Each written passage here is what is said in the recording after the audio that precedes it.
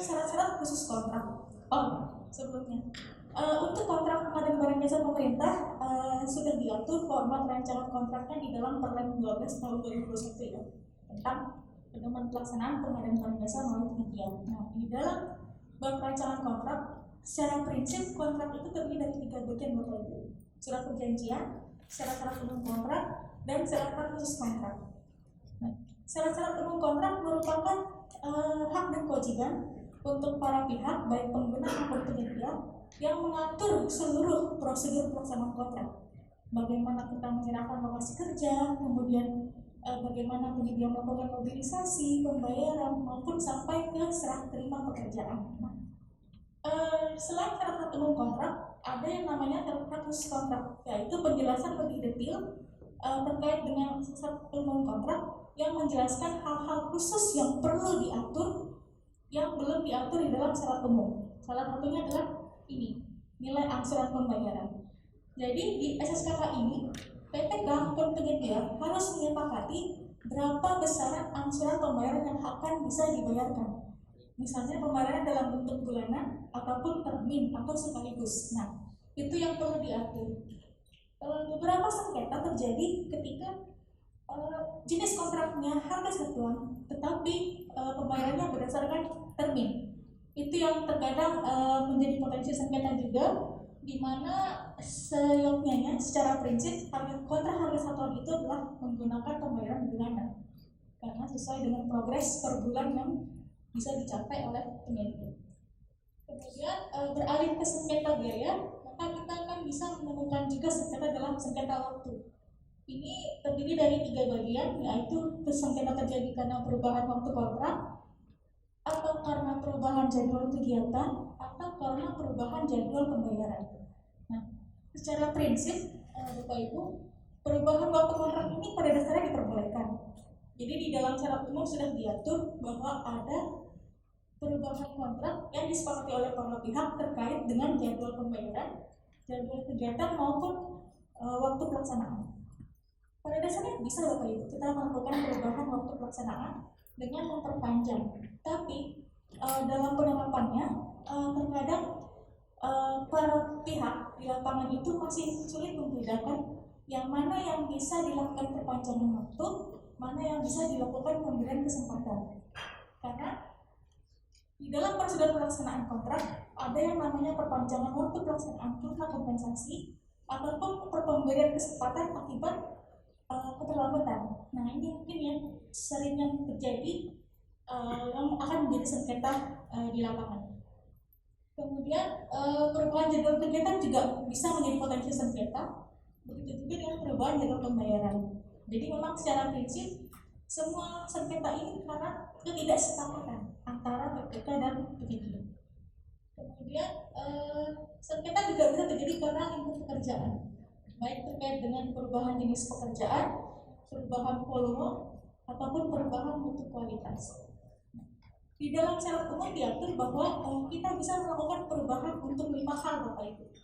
Pertama, perubahan pekerjaan, lingkup pekerjaan, kemudian perubahan harga kontrak, kemudian perubahan personil ataupun peralatan, kemudian ada perubahan jadwal pelaksanaan, terakhir perubahan administrasi. Nah, 5 hal inilah yang menjadi koridor Bapak Ibu sekalian untuk bisa melakukan adendum kontrak. Berarti kan secara prinsip perubahan jenis, perubahan volume, dan perubahan mutu kan pada dasarnya diperbolehkan. Cuman permasalahannya terkadang penyedia mengajukan perubahan jenis pekerjaan yang sebelumnya tidak tercantum dalam kontrak. Nah, hal ini perlu diteliti dulu oleh PPK apakah pekerjaan tersebut memang diperlukan di dalam pelaksanaan di lapangannya atau tidak. Begitu juga dengan perubahan volume maupun dengan perubahan mutu. Nah, perubahan mutu ini dituangkan dalam bentuk perubahan spesifikasi teknis. Kemudian terkait dengan 3 sengketa ini, jadi pada dasarnya terkait dengan biaya, waktu, dan lingkup, maka ada beberapa sengketa yang terdiri dari gabungan antara biaya, waktu, dan lingkup.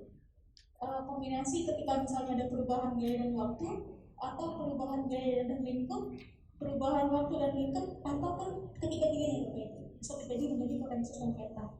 Terakhir, sengketa administrasi itu ketika ketika ada pergantian PPK, penyedia ataupun lapisan, itu bisa juga menjadi potensi sengketa.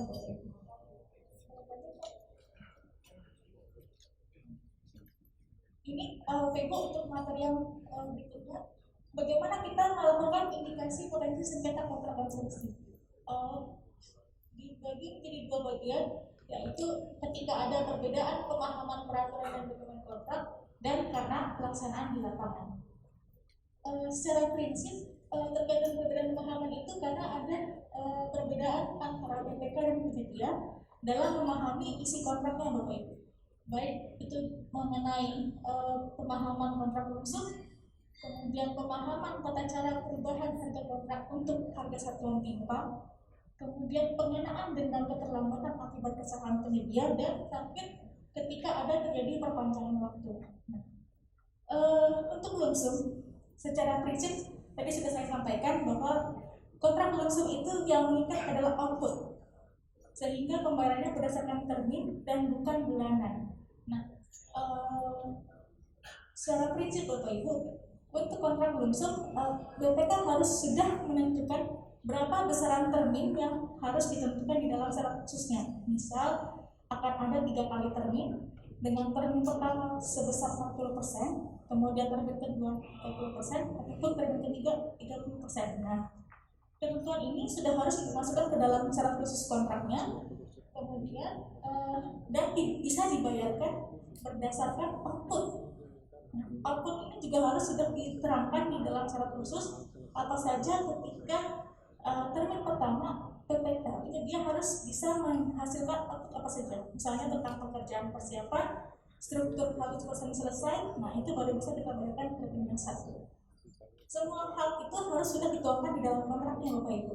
Ketika tidak dituangkan di dalam kontrak, maka tidak akan mengikat para pihak. Kemudian terkait dengan perubahan harga kontrak pada pekerjaan yang harga satuannya timpang. Sesuai dengan syarat umum, untuk pekerjaan dengan harga satuan timpang, volume yang mengikat untuk harga satuan timpang tersebut adalah volume yang tertera di dalam kontrak. Ketika volume untuk pekerjaan tersebut melebihi dari yang tertuang dalam kontrak, maka untuk harga selanjutnya adalah harga negosiasi, bukan lagi harga satuan timpang yang sebelumnya. Kemudian untuk denda keterlambatan, nah ini juga menjadi salah satu poin penting, menjadi potensi sengketa juga, karena ada perbedaan penerapan di dalam lapangannya. Denda keterlambatan itu kan dibagi menjadi 2 bagian, Bapak Ibu. 1 per mil dari total nilai kontrak dan 1 per mil dari sisa bagian pekerjaan yang belum serah terimakan apabila ditetapkan serah terima parsial. Jadi kalau Bapak Ibu sebagai pengguna mau mengambil yang kedua, yang denda keterlambatan 1 per mil dari sisa, itu harus ada dulu penentuan dilakukanlah serah terima parsial di dalam kontrak tersebut. Jika tidak ada ketentuan serah terima parsial dalam kontrak, maka dendanya harus 1 per mil dari total harga kontrak. Kemudian terkait dengan perpanjangan waktu, yang juga tadi sudah saya sampaikan bahwa perpanjangan waktu pada dasarnya diperbolehkan, tapi pemberian kesempatan sebagai salah satu pilihan untuk PPK ketika penyedia sudah masih sanggup menyelesaikan pekerjaan sedikit lagi. Nah, itu PPK boleh memberikan pemberian kesempatan, tapi perlu diperhatikan Bapak Ibu, pemberian kesempatan ini bukan perpanjangan waktu pelaksanaannya. Jadi jangan sampai diubah masa pelaksanaannya ditambahkan 50 hari kalender pemberian kesempatan, karena itu berbeda. Jadi di dalam aturannya pemberian kesempatan ini bukan perpanjangan waktu. Jadi perpanjangan waktu itu hanya bisa karena kompensasi ataupun karena memang ada perubahan jadwal pelaksanaan oleh PPK. Kemudian potensi sengketa juga bisa terjadi karena pelaksanaan pekerjaan di lapangannya, baik itu karena aspek teknis ataupun karena 2 hal lain yang sudah dilakukan di dalam perbedaan pemahaman. Kalau untuk aspek teknis pada dasarnya ada 6 Bapak Ibu terkait dengan lahan. Jadi lahan ini memang menjadi masalah klasik ya untuk di PBJ pemerintah, karena kan memang tidak semua pekerjaan itu sudah 100% tersedia lahan. pasti ada saja lahan yang belum dibahas. Tapi kan walaupun memang lahan menjadi salah satu readiness kriteria yang harus dipenuhi sebelum kita melakukan tender, tapi hal ini tidak mungkin dilakukan karena pasti lahan masih akan terus bertahap dibebaskan itu. Kalau kita menunggu sampai lahan bebas 100%, pasti tendernya akan terus mundur bertahun-tahun. Kemudian terkait dengan perubahan lingkup pekerjaan, ini juga menjadi sengketa di dalam pelaksanaan pekerjaan. Bisa saja terjadi ada penambahan item pekerjaan ataupun pengurangan item pekerjaan yang dilaksanakan oleh penyedia. Kemudian perbedaan kondisi lapangan. Perbedaan kondisi lapangan ini bisa menjadi salah satu potensi sengketa oleh karena bedanya antara spesifikasi teknis dan gambar yang sudah dituangkan di dalam kontrak dengan real kondisi lokasi pekerjaan di lapangan. Itulah makanya kita harus melakukan MCO atau mutual check 0% untuk bisa memeriksa kembali detil lokasi kondisi pekerjaan untuk bisa kita lakukan apakah kondisi lokasi sudah sesuai dengan gambar spesifikasi yang sudah diatur di dalam kontrak. Ketika kondisi lokasi pekerjaan berbeda dengan gambar dan spek dalam kontrak, maka harus segera dilakukan audit. Kemudian faktor kekurangan material atau peralatan yang sesuai dengan spek teknis. Ini juga sering terjadi di lapangan. Secara kontrak, di dalam kontrak boleh diatur ada material onsite atau bagian peralatan yang bisa dibayar di lokasi pekerjaan. Nah, material onsite ini bisa diatur Bapak Ibu di dalam kontraknya secara khusus, di mana harus sudah ditentukan bagian-bagian bagian peralatan material apa saja yang akan diserahkan secara material onsite. Ini juga di dalam kontrak juga harus diatur berapa besaran MOS tersebut. Ketika tidak diatur dan kemudian di dalam pelaksanaan akan diberlakukan MOS, itulah yang menjadi salah satu potensi sengketa juga. Kemudian terkait dengan keterbatasan personil, ini juga persoalan klasik Bapak Ibu karena memang supply demand tenaga kerja konstruksi kita itu masih belum seimbang, di mana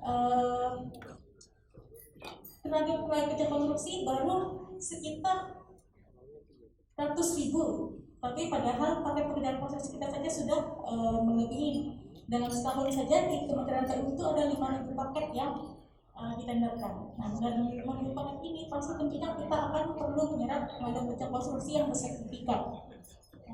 Jadi sehingga keterbatasan personil ini juga bisa menjadi salah satu potensi sengketa.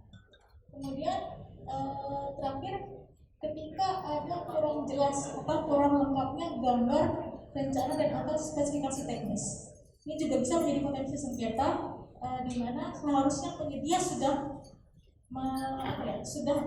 ditanyakan saat unleasing, karena kan di dalam unleasing spesifikasi teknis dan gambar juga sudah di-upload, juga sudah dimasukkan ke dalam dokumen tender, sehingga seharusnya ketika terjadi kurang jelas atau kurang lengkapnya gambar dan spek, penyedia juga harus menanyakan saat unleasing.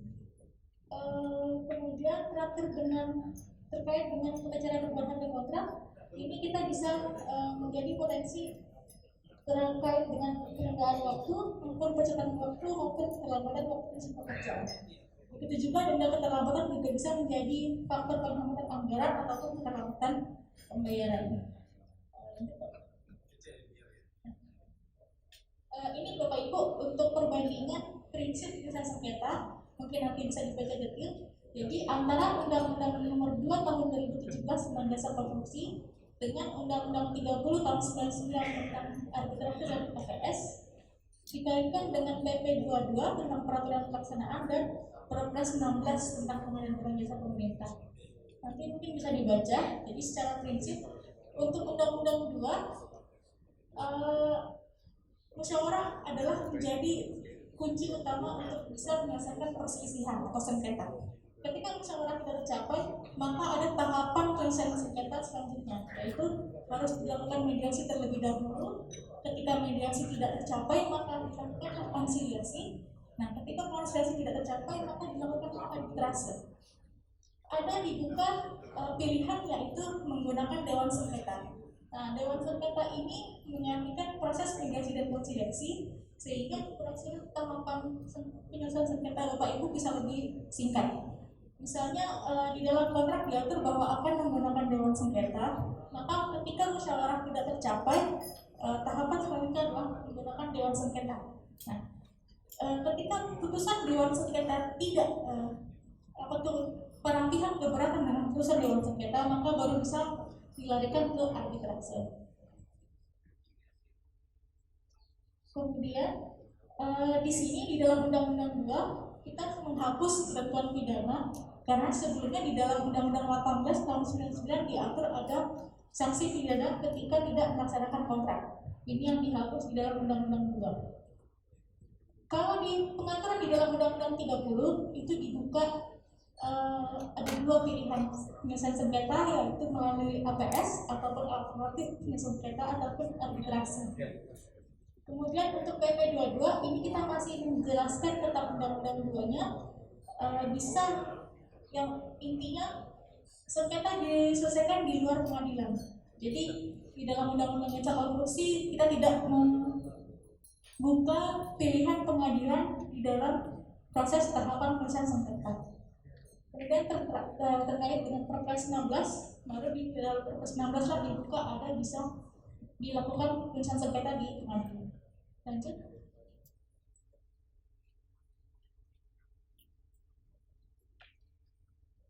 Nah, ini Bapak Ibu untuk pengaturan di dalam Undang-Undang 2 mengenai sengketa bahwa pilihan penyelesaian sengketa konstruksi wajib dicantumkan dalam kontrak. Jadi harus dituangkan di dalam syarat khusus tahapan penyelesaian sengketa tadi, mediasi, konsiliasi, arbitrase ataupun dewan sengketa dan arbitrase. Kemudian prinsipnya adalah musyawarah dulu untuk mencapai mufakat. Ketika nanti misalnya kontrak tidak memuat pilihan sengketa, penyelesaian sengketa, maka para pihak harus membuat perjanjian tertulis mengenai tata cara penyelesaian sengketa yang akan dipilih. Tahapannya sesuai dengan pasal 88 ayat 4 harus dilalui mediasi, konsiliasi, arbitrase. Bisa juga dibentuk dewan sengketa, tapi dewan sengketa ini harus sudah dibentuk sebelum berkontrak. Jadi sebelum tertanam kontrak, para pihak yaitu baik pengguna dan penyedia harus sudah menentukan siapa anggota dewan sengketa dan ditunjuk melalui dokumen penunjukan langsung untuk anggota dewan sengketa tersebut. Lanjut. Ini pengaturan di dalam PP 22 Bapak Ibu. Secara prinsip lebih menjelaskan mengenai undang-undang 2-nya, yaitu sengketa harus dilaksanakan dengan cepat, murah, kepastian hukum, menjaga hubungan baik, dan perkara tidak dapat dibuka pada publik. Kemudian tahapannya sama, masih mediasi, konsiliasi, arbitrase. Bisa juga menggunakan dewan sengketa untuk menggantikan fungsi mediasi dan konsiliasi. Kemudian di pasal 94 sampai 96 adalah mengenai dewan sengketa. Nanti Bapak Ibu bisa buka sendiri pakai video-nya. Lanjut. Nah, ini pengaturan perubahan di dalam Perpres 12, di mana di dalam peraturan AKPP diatur bahwa sengketa antar kontrak itu bisa dilakukan melalui layanan penyelesaian sengketa kontrak, kemudian ke arbitrase, dewan sengketa konstruksi atau pengadilan. Nah, di dalam Perpres 12 inilah masih dibuka jalur melalui pengadilan Bapak Ibu. Jadi kalaupun nanti para pihak menentukan akan menggunakan pengadilan sebagai pilihan penyelesaian sengketa, maka dipersilakan karena ada dasar hukumnya di Perpres 12. Misalnya Bapak Ibu mau menggunakan dewan sengketa konstruksi, maka silakan merujuk ke dalam Permen PUPR nomor 11 tahun 2001 tentang petunjuk teknis dewan sengketa. Lanjut. Di dalam peraturan AKPP di syarat kontrak sudah diatur pasal mengenai penyelesaian sengketa, di mana para pihak harus berupaya sungguh-sungguh menyelesaikan secara damai semua perselisihan dengan prinsip dasar musyawarah. Ketika musyawarah tidak tercapai, maka dilalui tahapan mediasi, konsiliasi, dan arbitrase. Kemudian para pihak dapat membentuk dewan sengketa, dan nama anggota dewan sengketa dipilih harus ditetapkan oleh para pihak sebelum dalam kontrak. Jadi pada prinsipnya sudah sejalan apa itu antara Undang-Undang 2, PP 22 kemudian ke Perlek 12-nya sendiri. Nah, ini Bapak Ibu untuk alur potensi penyelesaian sengketa sesuai dengan Undang-Undang 2, di mana ketika terjadi ketidaksepakatan antara pengguna dan penyedia, maka dilakukan dulu musyawarah untuk mufakat. Ketika musyawarah mufakat tidak tercapai, maka lihat kontraknya. Bagaimana pengaturan sengketa di dalam kontrak? Apakah akan melalui tahapan mediasi konfiliasi arbitrase atau dewan sengketa ataupun pengadilan? Nah, ketika sudah dicantumkan upaya penyelesaian, kita lihat bentuk upaya penyelesaiannya. Di sini bisa dipenuhi, yaitu kita harus melakukan dulu mediasi. Ketika mediasi tidak terpenuhi konsiliasi, baru ke arbitrase. Kemudian bisa juga mediasi konfiliasi ini digantikan oleh dewan sengketa. Nah, kalau misalnya tidak tercantum upaya penyelesaian, maka harus dibuat dulu persetujuan tertulis, kemudian baru dilaksanakan sesuai dengan kontrak. Pilihan dewan sengketa ini harus sesuai dengan prinsip profesional yang jelas dan tidak menjadi bagian dari salah satu pihak. Apa sih dewan sengketa itu ya? Jadi dewan sengketa itu sudah dijelaskan di dalam Undang-Undang 2 bahwa dewan sengketa adalah tim yang dibentuk berdasarkan kesepakatan para pihak sejak pengikatan jasa konstruksi untuk mencegah dan menengahi sengketa yang terjadi dalam pelaksanaan kontrak. Jadi dewan sengketa ini bisa bentuk tunggal, satu orang ataupun maksimal 3 orang. Jadi ketika nanti para pihak menggunakan dewan sengketa yang berjumlah 3 orang ataupun jasa, maka satu pihak ditunjuk oleh pengguna, satu pihak ditunjuk oleh penyedia, dan 2 anggota sengketa ini akan menunjuk ketua pihak lain sebagai ketua dewan sengketa. Lanjut.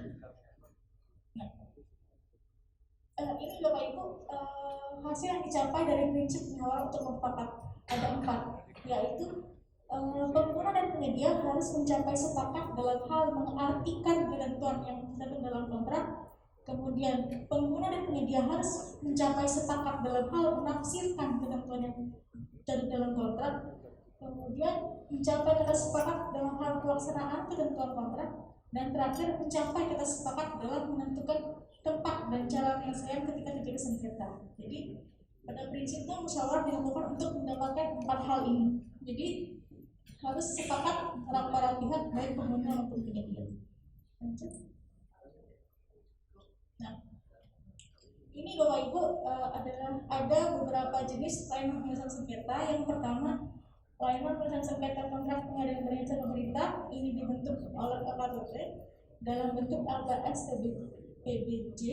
Kemudian ada juga bisa melalui BANI, Badan Arbitrase Nasional Indonesia, ataupun ada Badan Alternatif Penyelesaian Sengketa Konstruksi Indonesia. Dan terakhir bisa melalui juga pengadilan negeri. Dan tadi sudah disampaikan oleh narasumber sebelumnya, untuk sengketa kontrak maka larinya ke dalam pengadilan tata usaha negara. Lanjut. Ini definisi dari seorang mediator, konsilator ataupun arbiter. Jadi ketika para pihak menempuh tahapan mediasi, maka akan difasilitasi oleh seorang mediator. Mediator ini nanti akan ditunjuk oleh kalau misalnya Bapak Ibu akan menggunakan LPS-nya LKPP, maka baik mediator, konsilator ataupun arbiter akan ditunjuk oleh LPS. Kepada siapa nanti akan membantu Bapak Ibu untuk menyelesaikan perselisihan. Lanjut. Nah, ini bisa dibaca. Untuk musyawarah bagaimana prosedurnya, harus dibuat berita acara secara tertulis dan para pihak. Lanjut. Nah, untuk mediasi kita mengikuti Undang-Undang 30 tahun 99 tentang arbitrase dan APS, dengan juga ada Perma nomor 1 tahun 2008 tentang prosedur mediasi pengadilan. Ini mungkin bisa dibaca tadi Bapak Ibu, jadi kita bisa lebih banyak. Lanjut, Pak. Ini juga seorang mediator. Bagaimana tugas mediator? Yaitu sebagai fasilitator. Dan intinya adalah mediator akan membantu menemukan dan merumuskan titik persamaan dari argumentasi para pihak. Jadi seorang mediator itu tidak memutuskan Bapak Ibu. Jadi putusan kesepakatan atau keputusan pernyataan perselisihan itu akan kembali ke para pihaknya. Jadi bukan menjadi putusan dari seorang mediator. Lanjut. Nah, di sini mediator tidak memiliki kewenangan mengambil keputusan, hanya tugasnya membantu para pihak yang bersengketa untuk mencari penyelesaian. Lanjut. Untuk pembayarannya nanti ditanggung bersama. Pada prinsipnya semua pilihan akan ditanggung oleh para pihak terkait dengan pembayaran. Lanjut, Pak. Begitu juga konsiliasi. Di sini konsiliasi adalah tindakan atau proses untuk mencapai perdamaian di luar pengadilan untuk mencegah masuk ke dalam pengadilan. Lanjut saja. Nah, di sini kewajiban seorang konsiliator adalah menyampaikan pendapat tentang duduk persoalan dari masalah sengketa yang dihadapi, bagaimana alternatif penyelesaian yang terbaik, keuntungan kerugian para pihak serta akibat keputusan. Sama dengan mediator, di sini konsiliator juga tidak berhak untuk membuat keputusan, jadi sifatnya pasif.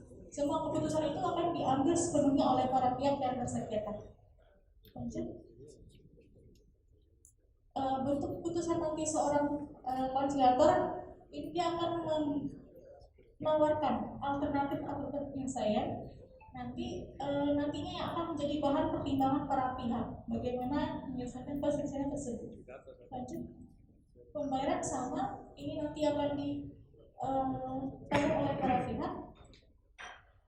Kemudian terkait dengan arbitrase juga kita mengikuti Undang-Undang 30 tahun 99 tentang arbitrase. Ada harus dibuat dulu perjanjian arbitrase yang memuat masalah yang disengketakan, nama lengkap alamat para pihak, kemudian nama lengkap arbiter, di mana tempat arbitrase, dan jangka waktu 6 bulan terakhir ternyata persediaan dari para sengketa menanggung segala biaya yang akan dikeluarkan. Lanjut, Pak. Nah, seorang arbiter ini bisa tunggu atau banyak, tapi jumlahnya harus ganjil.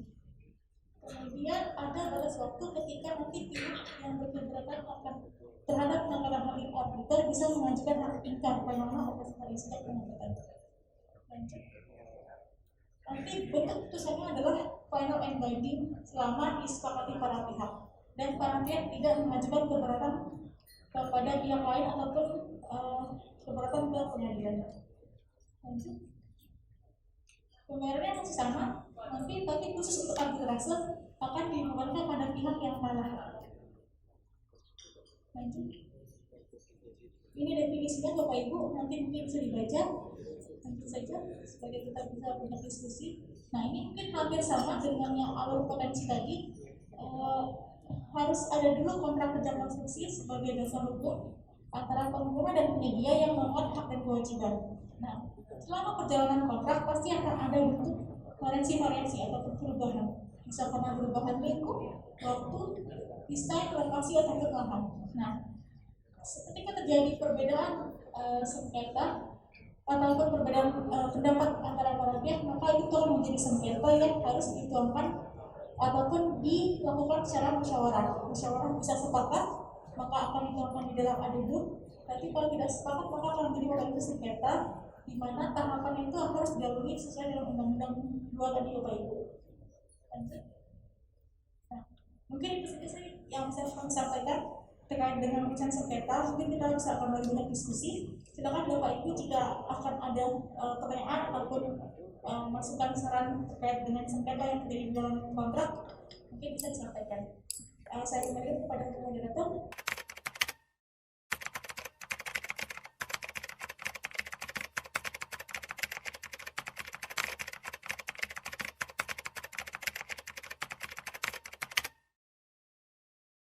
Baik, terima kasih pertanyaannya Pak Dian. Jadi secara prinsip Pak, baik jenis kontrak harga satuan maupun jenis kontrak langsung maupun jenis kontrak gabungan itu tidak ada perbedaan Pak terkait dengan ketentuan serah terima parsial ataupun PKO parsial. Jadi di dalam syarat umum kontrak Pak di Permen 12 diatur bahwa para pihak dapat ataupun PPK dapat menentukan ada serah terima parsial ketika ada bagian pekerjaan yang tidak berfungsi satu sama lain Jadi tidak terikat Pak, dan tidak saling terikat terus sama lain Pak, baik fungsi maupun kinerja pekerjaannya. Makanya ketika ada bagian tersebut, maka baru bisa dilakukan serah terima parsial. Tapi kalau misalnya pekerjaan konkret tersebut merupakan satu kebutuhan sistem fungsi, maka tidak bisa diserahkan secara parsial Pak. Misal di PU sendiri ada pembangunan dua tower gedung A dan tower gedung B. Nah, dua gedung ini kan berbeda Pak, baik fungsi maupun kinerjanya, maka bisa kita serahkan parsial. Nah, tapi ketika misal ada pembangunan satu tower gedung, nah kita tidak bisa menserahkan parsial misalnya pekerjaan strukturnya saja Pak, ataupun pekerjaan arsitekturnya, itu karena dia masih satu kesatuan fungsi. Mungkin itu Pak. Ketentuan serah terima parsial ini harus dapat tuangkan di dalam syarat khusus, di mana bagian-bagian pekerjaan yang akan diserah terimakan parsial dituangkan di dalam syarat khusus apa saja Pak. Misal pekerjaan pembangunan gedung A akan diserah terimakan dalam jangka waktu 300 hari kalender, sedangkan masa pelaksanaannya sendiri kan misal 600 hari kalender. Nah, mungkin itu yang akan kita tuangkan di dalam syarat khususnya Pak. Mungkin itu Pak. Terima kasih. Baik, terima kasih Mbak. Ada tambahan lagi Mbak yang tadi melanjutkan bagian terkait dengan PH parsial. Jadi memang Pak, semua ketentuan itu harus kita tuangkan di dalam kontrak. Jadi kalau misalnya di dalam paket pekerjaan yang tadi disampaikan Pak Pika ya, denda keterlambatan yang diambil adalah perbagian pekerjaan, padahal kita dituangkan ada serah terima parsial. Nah itu penerapan yang salah Pak Pika. Jadi sesuai ketentuan bahwa denda keterlambatan 1/5 dari perbagian pekerjaan itu harus bisa kita pilih ketika ada serah terima parsial. Nah, ketika tidak ada serah terima parsial dalam kontraknya, maka dendanya tentunya otomatis langsung 1/5 dari total harga kontrak. Jadi itu perlu diperhatikan Pak. Kalau misalnya di dalam kontrak ditulis tidak ada serah terima parsial, tapi dendanya perbagian, maka ini BPK bisa berwenang untuk mengaudit dan mengembalikan ke denda yang semula. Dia pasti akan bisa memberikan rekomendasi itu. Kemudian yang kedua terkait dengan pekerjaan yang disediakan oleh pinjaman hibah daerah, ini kalau menurut saya bisa dilakukan perubahan nilai kontrak. Karena kan memang semua kontrak bersumber dari anggaran yang tersedia ya Pak. Karena kan PPK tidak bisa terhadap kontrak ketika anggaran tidak tersedia. Khusus untuk PHDB, ketika dia menilai bahwa kontraknya hanya bernilai 80%, maka PPK harus segera melakukan adendum harga kontrak untuk disesuaikan dengan hasil rekomendasi kita nih Pak. Jadi dari nilai total 10 miliar harus dikurangi 20% sesuai dengan penilaian pembayaran dari kiatnya. Kemudian terkait dengan yang nomor 3 Pak, harga satuan timpang. Jadi ada 2 jenis harga satuan timpang di dalam tender. Harga satuan timpang 110% di atas HPS atau per item mata pembayaran. Nah, ketika terjadi harga satuan timpang yaitu melebihi 10% HPS dari per item mata pembayaran, itu maka Pokja bisa melakukan evaluasi kewajaran harga Pak. Nah, dari evaluasi harga kewajaran harga ini, ketika Pokja menilai bahwa harga timpang tersebut itu masih wajar, itu bisa diterima dan tidak digugurkan. Tapi kalau misalnya penawaran penyedia melebihi 110% HPS, itu langsung digugurkan. Gitu Pak. Jadi secara prinsip tidak selalu dari nilai total HPS sesuai Perpres. Ada harga satuan timpang per item pekerjaan di dalam penawaran penyedia. Kemudian yang terakhir, ketika pergantian PPK tidak dituangkan dalam bentuk adendum kontrak, maka tidak mengikat Pak yang SK Kepala Dinas. Jadi mau ada pergantian Kepala Dinas baru, tetap PPK yang bertanggung jawab terhadap kontrak itu adalah yang tertuang namanya di dalam kontrak tersebut Pak. Kalau belum dilakukan adendum pergantian PPK, maka Kepala Dinas yang baru itu tidak bisa berwenang melakukan tindakan apapun terkait dengan kontrak.